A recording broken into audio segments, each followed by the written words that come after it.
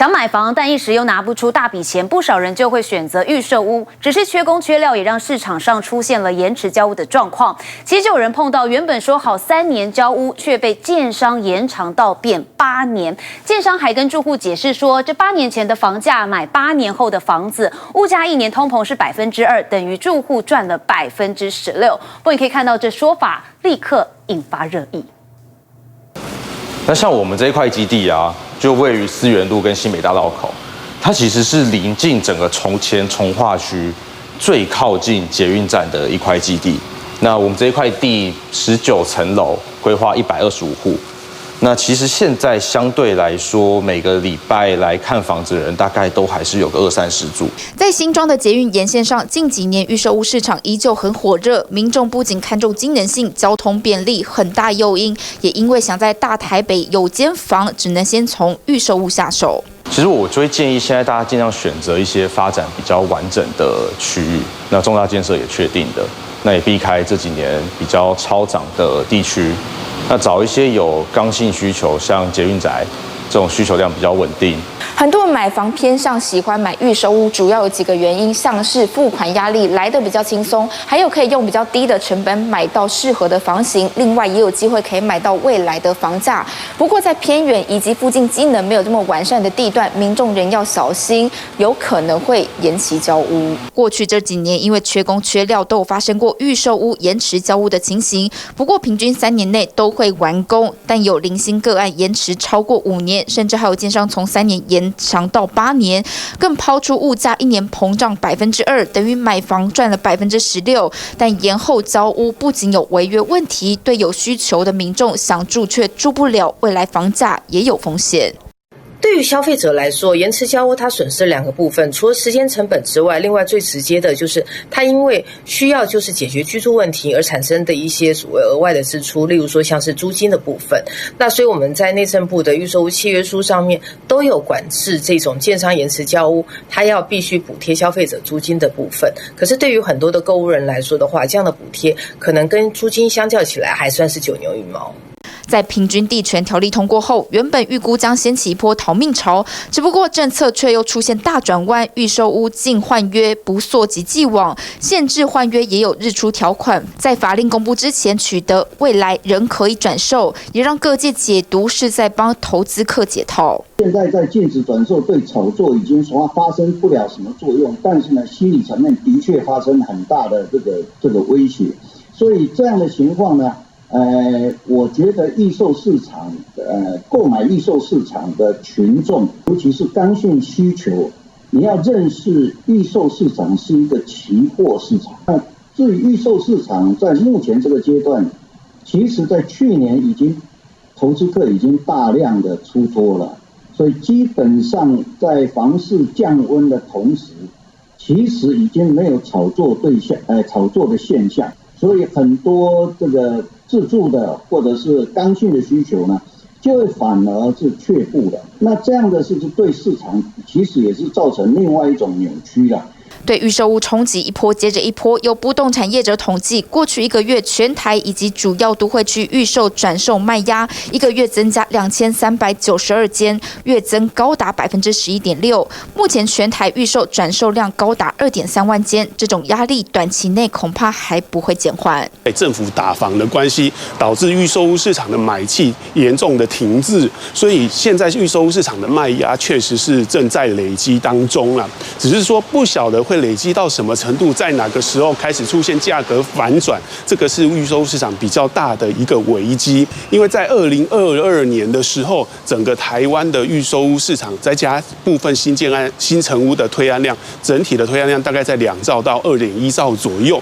预期今年整年的推案量会减少6000亿，只剩下1.5兆左右。上半年呢，因为这个平均地权条例它有设定日出条款的一个关系，上半年的推案量可能会远高于预期，可是到了下半年，推案量就会急速的冷冻。专家分析，在不断垫高的原物料成本，还有供给需求面的变化，再加上政府打房，新的1年整体房市恐怕难以再攀上高峰。TVB 的新闻，于新涵、刘军台北采访报道。这礼拜就要过年了，但对不少人来说心里不太舒服，因为根据统计，这阵子被逼放无薪假的劳工还不少，怎么回事？再继续请教作恒。好，农历新年就要到了，但是呢，现在却有超过1.4万人这个年关非常难过了。为什么呢？因为在放无薪假，这是根据劳动部他们16号发布的无薪假统计，结果就发现到有2153家公司，有14196人，这个比起上一期还增加了697人。尤其有在制造业的无薪假，后市呢特别还需要密切的来关注。那么呢，劳动条件以及呢就业平等司长就说，部分小型旅社虽然说现在看起来疫情是比较趋缓的，但是呢他们还是持观望的态度，所以还是在实施无薪假。所以是天数跟人数呢，在这部分他认为至少还是有稍稍减少一些，可是影响的人还是相当的多。上次我们来看到哦，支援服务业就有6444人，制造业是4613人，第3名的是批发零售业，他们也有1061人。而其他呢，我们来看到在制造业细看的话，金属机电业呢是2423人，资讯电子业也有764人，另外是化学工业以及民生工业也都有不少人，他们都是在放无薪假的状态。想过好年，民众有些也寄望在蔡政府要普发的6000元现金，不过现在确定过年前是领不到的。那政府发钱的用意也不只是税收超征，也希望能提振经济。毕竟去年12月的景气灯号已经是呈现蓝灯，但经济学者认为撒币的效果不大，因为关键是要发对人，还要发对时间。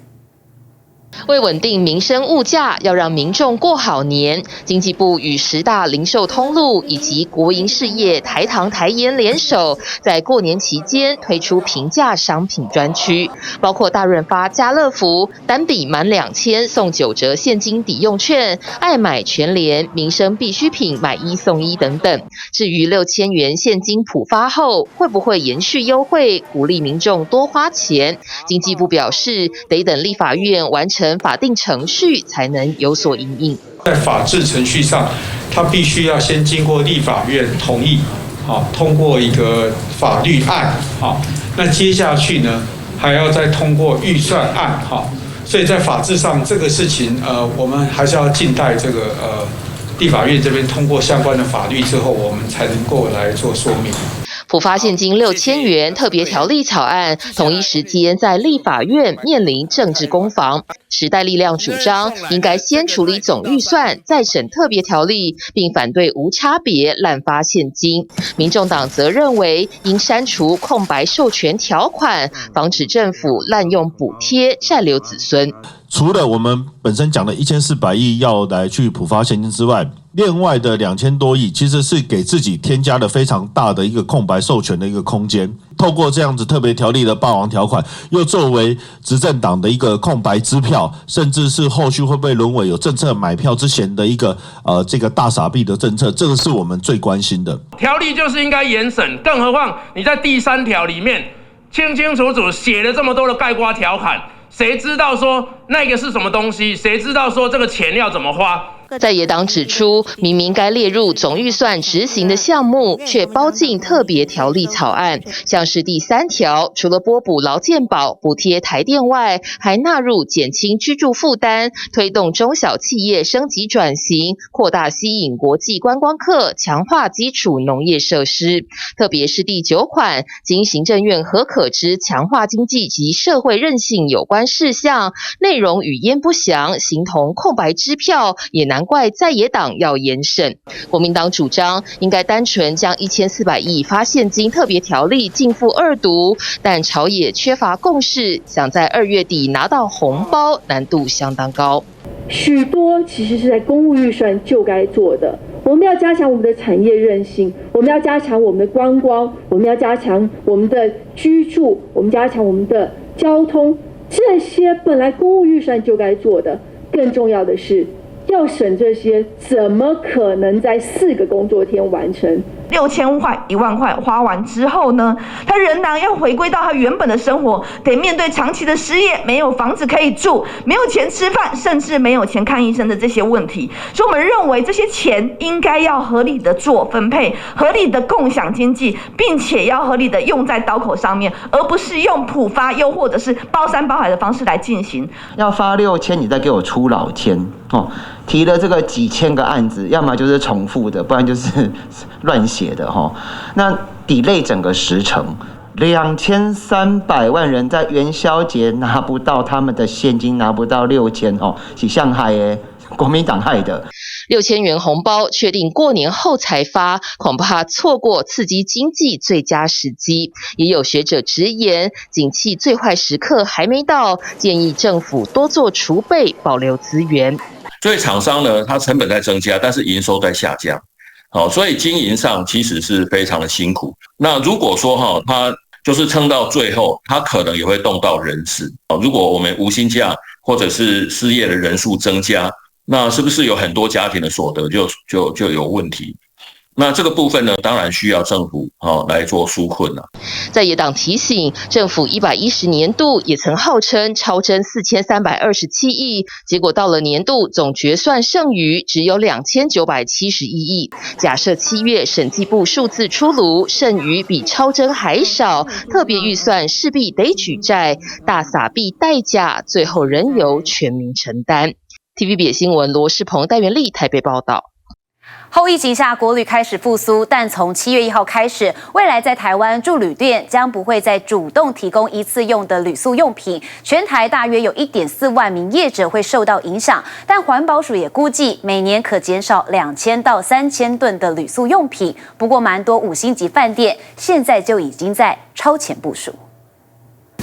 房间的话，这边跟您做一下确认，这边是罗先生的订房。5星级饭店不提供丢弃式备品，还好民众有备而来。我们饭店这边的话，响应政府的环保政策，所以一次性的备品我们现在是没有主动提供的。那请问我们这次过来入住有带到自己的盥洗用具吗？有，我们有自己准备。好，没有问题。那如果临时有需要的话，也可以跟我们说，我们再请房务同仁帮您送上去。check in 完毕，拉着行李准备入住。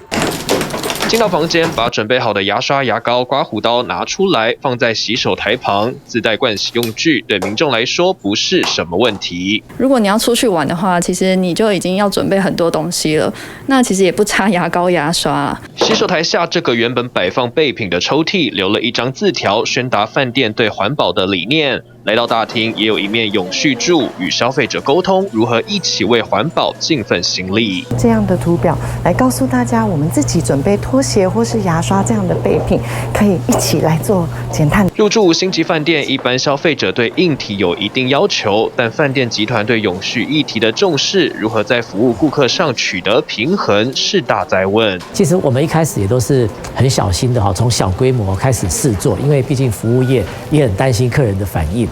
那后来发现说，其实客人在环保意识上面都比我们想象的还要更前进。渐进式的与顾客沟通，集团旗下饭店客房一次性的保特瓶改用玻璃瓶装水取代，洗发沐浴备品也改用大瓶装，减少塑胶用量，成果出乎意料。不提供瓶装水以后，我们从1年要去买33万瓶的瓶装水，到现在1年只需要买1万瓶，所以一家酒店1年省下32万瓶。根据统计，旅宿业者每年提供的一次性盥洗用品超过3500万份。饭店响应永续议题，云朗观光集团2018年开始不主动提供一次性备品，台北凯达大饭店也加入环保行列，推广使用不含一次性备品专案，每房再送1杯精品咖啡，期待能改变大众的消费模式。饭店不提供一次性备品，未来将会成为普遍现象。环保署针对旅宿业者提供牙刷、纸、拖鞋等一次性备品加以限制，今年7月开始不能主动提供，预计会有1.4万家业者受到影响。而实施效益方面，每年预计会减少2000到3000吨一次性备品的用量。第一阶段7月开始，业者不主动提供一次用旅宿用品。第二阶段则规定，应提供旅客价差优惠或标示价格供旅客选购。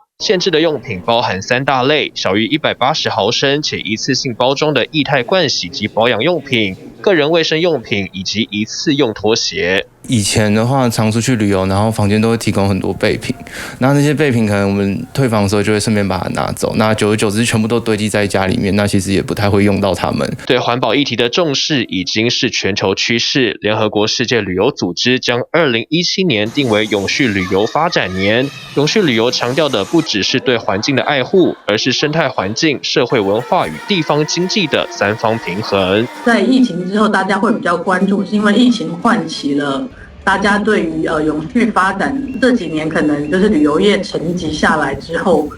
大家就有比较多的时间去思考说，那这样子的怎么样的旅游方式是更适合在疫情之后。疫情之后旅游大爆发，旅游服务平台针对欧美、印度、日本等11个市场，共11万名消费者做的调查发现，高达90%的消费者在旅行时倾向挑选永续选项。数位致富平台的调查也显示，89%民众旅游时在意环保永续。如果回到 ESG， 或许会去看过这个业者，他赚了100块，那有多少钱是留在当地的？然后是会对在地是有回馈、有益处的。我们在意大利的饭店还办过环保的路跑那包括我们自己在日月潭的饭店其实我们从上个月开始，我们还做了一个特别的事情，叫做负碳排的住房。旅游品质和企业社会责任可以兼顾，永续旅行的方式很多种。玩乐当中，我们能更认识自己和环境的关系。TVBS 新闻林龙世、王浩宇台北采访报道。中南部每逢冬季就出现了境外空污的问题，尤其东北季风渐弱，西部的背风侧扩散的条件就更差了。所以我们可以看到，彰化以南的6县市也常亮起红灯警戒。环团就批评年年稽查，但空品仍旧不好，呼吁政策应该要对症下药。难得在空污季看到一点蓝天，居民赶紧拍下来，因为实属难得。每年10月到隔年3月的空污季，其实大部分是这样肉眼可见的雾茫茫，中南部居民深受其害。以高雄大林埔来说，常年被工业区包围，现在中油又规划要新建洲际液化天然气接收站，也就是7接。居民不懂，迁村案都还没谈好完成，竟然还要再盖。像你1坪换1坪，或是搬迁会多少钱？你一直讲清楚。我是觉得这样的话，让居民去思考，而不是说用一些法条来绑这个迁村案，这个对整个大林埔以及后面头的沿海居民是一个很不公平的。其实，在民国60年代，这边的居民就已经牺牲他自己的田野、自己的土地，让国家去发展这些经济。所以在民国60年代、70年代，整个台湾的经济起飞，然后后来你又把这个村庄要赶走，那是不是应该好好的去善待这些？现在根据空气品质监测，环保署会发布空污预警，有需要时台电会进行降载减排。而环保团体认为，改善空污要从电厂着手。煤，这是最大的危害。所以我们怎么在冬天在减少燃煤的发电？第二点，我们怎么减少用电的需求？如果在空污季的时候，台电它的电价能够适当的调整，不是只有夏天电价，冬天空污季要空污季的电价，如果你增加电价的话，会给这些高耗能的电厂给它压力。政府应该要积极的去淘汰燃煤电厂，像台中的火力发电厂，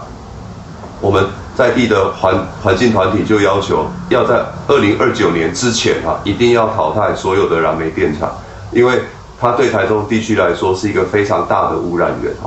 那但是政府现在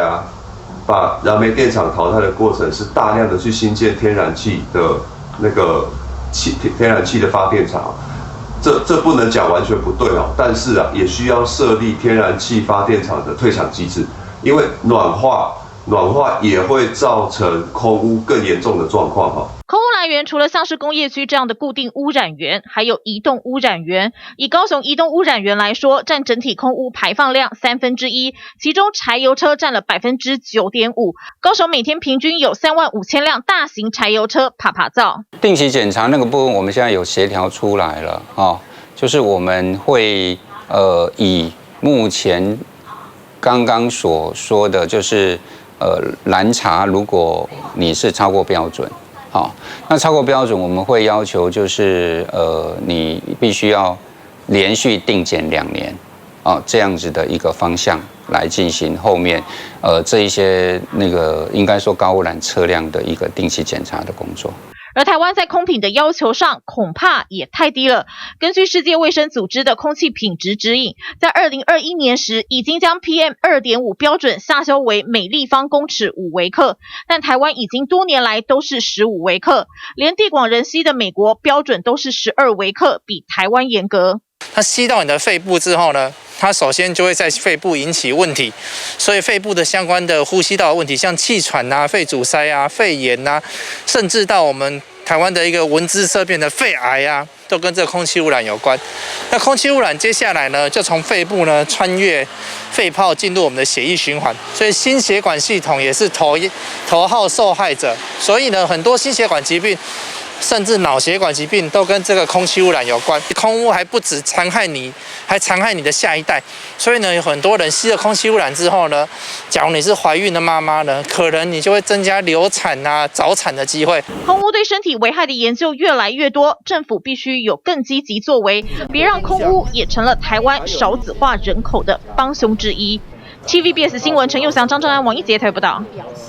打喷嚏、大笑，有些人会不自觉漏尿，这就是失智症的症状。关键在于应力性的尿失禁，最常出现在50岁以上的女性跟65岁以上的男性，而怀孕的妇女其实也很常出现，但生完孩子之后症状就会消失。不过医师也建议，如果有尿失禁症状，可以提高骨盆肌的强度来改善，而其中之一最好就是能适度减重，让骨盆的肌肉压力减少。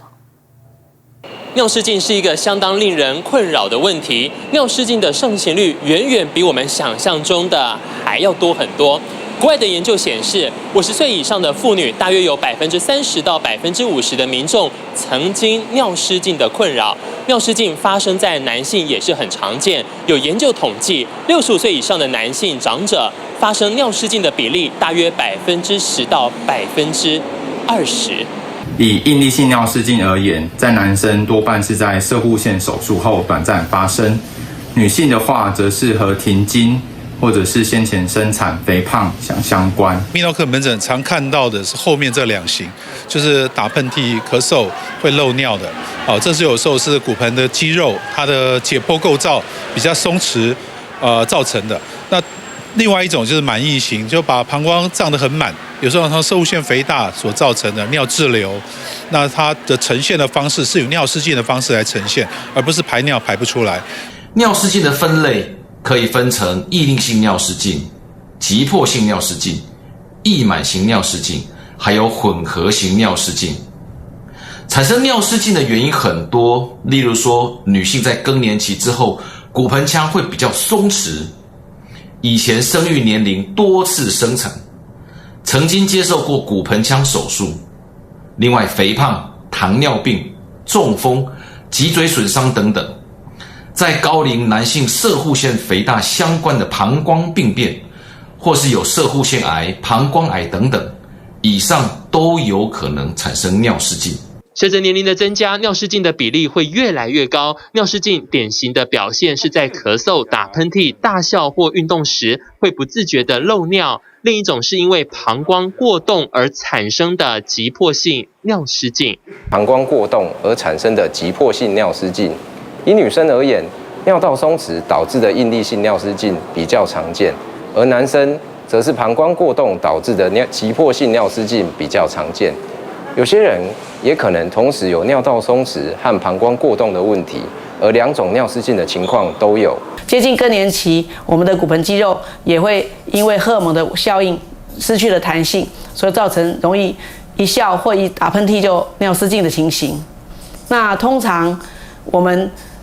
遇到这种的问题，我们的妇女都很困扰。尿失禁严重程度可由漏尿量的多寡来决定，我们可以自己在家观察1天换掉的护垫或尿布的重量来分辨。尿失禁呢，就是你没有办法自主的控制你憋尿的感觉，尿液不自主的流出。那临床上才会碰到各种情境，包括所谓的应力性尿失禁，病人可能在咳嗽、打喷嚏、提重物、变换姿势的时候，尿就流出来。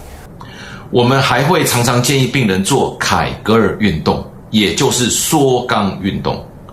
这一个运动呢，可以帮助我们骨盆腔基底的肌肉力量，对于预防尿失禁、改善尿失禁的症状都很有帮助。治疗尿失禁的方法可以药物治疗、复健与手术治疗。完全性的一个尿失禁，那原因很多，在男生包括攝護腺肥大、膀胱过动，接受一些尿路相关的手术，也可能造成所谓的尿失禁。在女生方面，可能是你上了年纪、更年期、雌性素缺乏、膀胱过动，或者是生过很多小孩、怀孕、子宫器官脱垂，都是造成尿失禁的一些原因。跑跳用力，他咳嗽，他就会漏尿了。这就是我们需要了解它的构造的问题在哪里，然后会按照它的解剖构造给予恰当的治疗。医师提醒，面对急迫性尿失禁，一般的治疗原则从饮食方面着手，尽量避免咖啡、茶、抽烟等会造成尿液刺激性发生的物质，透过定时排尿，比如每1到2小时就预先去厕所，把膀胱里的尿液排光，也可以减少尿失禁发生的情形。TVBS 新闻廖广斌、陈如环、蒋志伟台北采访报道。掌握全球情势、国际新闻，全新选择 YT 频道 TVBS 国际 Plus， 扩大视野。欢迎订阅并开启小铃铛。